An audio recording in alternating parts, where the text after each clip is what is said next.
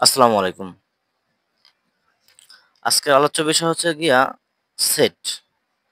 এটা বিসিএস সহ সকল চাকরির পরীক্ষার ক্ষেত্রেই এই অঙ্কটা প্রায় এসে থাকে। আ এটা পুরাতন সিলেবাস ৯ম-১০ম শ্রেণীর উচ্চতর গণিতের আ ১ম অধ্যায়ের এরকম কিছু অঙ্ক ছিল পুরনো বইয়ের। তো আজকে এই অঙ্কটা আমি সবচেয়ে সহজে বেস্ট একটা টেকনিক দিয়ে শিখাবো। আ আশা করি এই টেকনিক ফলো করলে আপনারা সকলে এই টাইপের যতগুলো অঙ্ক পরীক্ষা আসবে ইনশাল্লাহ পারবেন।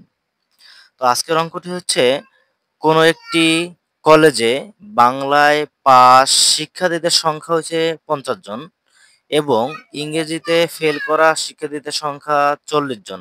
তবে উভয় বিষয়ে পাস করেছে ২৫ জন। অর্থাৎ বাংলা ইংরেজি উভয় বিষয়ে পাস করছে ২৫ জন। মোট শিক্ষার্থী হচ্ছে ১৫০ জন হলে বাংলায় ফেল এবং ইংরেজিতে পাস করা শিক্ষার্থীর সংখ্যা কত? এটা আপনারা অনেক হাবিজাবি নিয়ম বা হেবিজাবি নিয়ম আপনারা করেন। কিন্তু আমি আজকে শিখাবো একবারে সহজ একটা টেকনিকে। আমি ১ম বলবো মানে ১ম ধরে নিব। উত্তর লিখছি আমি এই যে ধরি বাংলায় পাস শিক্ষার্থীদের সেট। লিখবো বাংলায় পাস শিক্ষার্থীদের সেট বি। তাহলে বাংলা ভাষা শিক্ষার্থীদের সেট বি হলে বির মান কত আছে আমার ৫০ জন। লিখবো আমি ৫০ জন। বা এখানে আমি ৫০ জন না লিখি সমস্যা নাই। এটা বাদ দিলাম। সেট ধরলাম বি। আর তাহলে বাংলায় ফেল শিক্ষার্থীদের সেট কি ধরবো আমি? বি প্রাইম ধরবো। তদ্রূপ আমি আ ইংরেজিতে ইংরেজিতে পাস শিক্ষার্থীদের সেট ধরবো আমি ই। ইংরেজিতে ফেল শিক্ষার্থীদের সেট ধরবো আমি ই প্রাইম। এটা ধরার পরে আমি একটা ছক আঁকবো এখানে। আমি যদি একটা ছক আঁকি, দেখবেন এই ছকের মধ্যে আমার পুরো অ্যান্সার চলে আসবে যেটাই আমি বলি না কেন।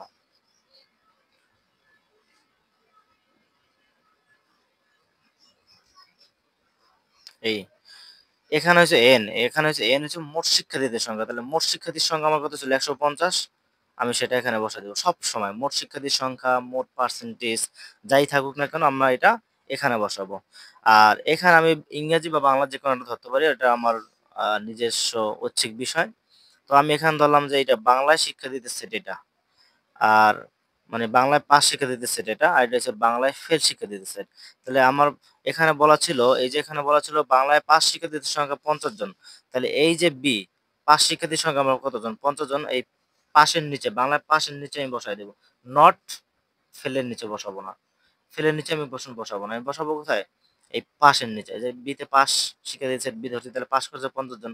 আর ফেল আমি কিন্তু জানি না। তাই এটা আমি পরে বের করব। আচ্ছা আর এই পাশ থেকে আমি ধরলাম যে ইংরেজিতে পাস শিক্ষার্থীদের সেট আর হচ্ছে ইংরেজিতে ফেল শিক্ষার্থীদের সেট। তাহলে আমার প্রশ্নে বলা ছিল ইংরেজিতে ফেল করা শিক্ষার্থীদের সংখ্যা ৪০ জন। তাহলে এটা হচ্ছে পাস শিক্ষার্থীদের সেট, এটা হচ্ছে ফেল শিক্ষার্থীদের সেট। তাহলে ফেল শিক্ষার্থীদের সেটের এখানে আমি বসাবো কত? ৪০। ওকে? তারপরে বলছে তবে উভয় বিষয়ে পাস করেছে ২৫ জন। তাহলে উভয় বিষয়ে পাস দেখেন এইটাও পাস, এইটাও পাস। এই ২ টা যদি আমি রেখা টানি, এই ২ টা যদি রেখা টানি তাহলে এর মধ্যবিন্দু কোথায়? এখানে। তাহলে এইটা কিন্তু পাস শিক্ষার্থীদের সেট। তাহলে এখানে হবে আমার কত? ২৫। আর যদি বলতো উভয় বিষয়ে ফেল তাহলে এই যে উভয় এইটা একটা ফেল, এটা একটা ফেল। এইটা আমি এদিকে টানতাম, এটা এদিকে টানতাম। যেখানে টান মানে এটা মিলিত হইতো সরলরেখাটা, ২ টা সরলরেখা যেখানে মিলিত হইতো সেখানে আমি এটার ফেলের সংখ্যাটা বসাইতাম। আশা করি বুঝতে পারছেন এতটুকু। এখন আমার কাজ কি? আর তো আমার এখানে কোনো মান নাই। এখন আমার বলছে বাংলায় ফেল আর হচ্ছে ইংরেজিতে পাস করা শিক্ষার্থীর সংখ্যা কত এটা বের করতে হবে। তো এখন আমি দেখব এই যে এগুলা, এই ঘরগুলা, এই ঘরগুলা সবসময় হচ্ছে সমষ্টি সংখ্যা আরকি। যোগফলটা এখানে আমরা বসাই। আ মানে এই ২ টা সংখ্যার যোগফল হবে এইটা, আবার এইটা আর এইটার যোগফল হবে এইটা, এই ২ টার যোগফল হবে এইটা, এই ২ টার যোগফল হবে এইটা, এই ২ টার যোগফল হবে এইটা, এই ২ টার যোগফল হবে এইটা। এরকম ভাবে আরকি। যোগফলগুলো আমার সাইডে বসাবো। তাহলে দেখো এখানে ১৫০ হইছে আর এখানে আছে ৪০। তাহলে এখানে আর কত হইলে আমার ১৫০ হইতো? অবশ্যই ১১০। তাহলে দেখো ১১০ আর ৪০ কত? ১৫০। আবার এখানে ১৫০ আছে, এখানে ৫০ আর কত হইলে এখানে ১৫০ হবে? তাহলে আমি যদি এখানে ১০০ বসাই তাহলে এই ২ টার যোগফল হইছে আমার কত? ১৫০। এই ২ টার যোগফল কত? ১৫০। ওকে। এখন এই যে 50 তাহলে এখানে আছে 25 আর কত হইলে আমার এখানে 50 হবে? তাহলে আর 25 হইলে 25, 25, 50 হয়ে গেল। ওকে। এখন এই যে এখানে 40 আছে তাহলে এখানে আছে কত? 25 তাহলে এই ঘরে আমার কত বসালে 40 হবে? 15 বসালে 40 হবে। হয়ে গেল। ওকে।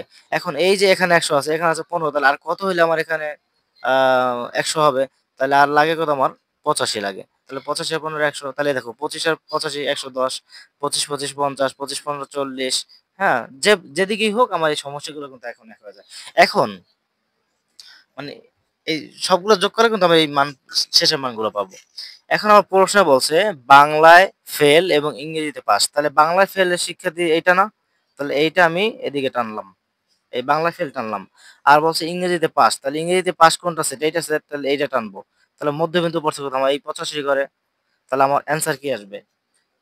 আমি এখানে লিখবো বাংলায় ফেল এবং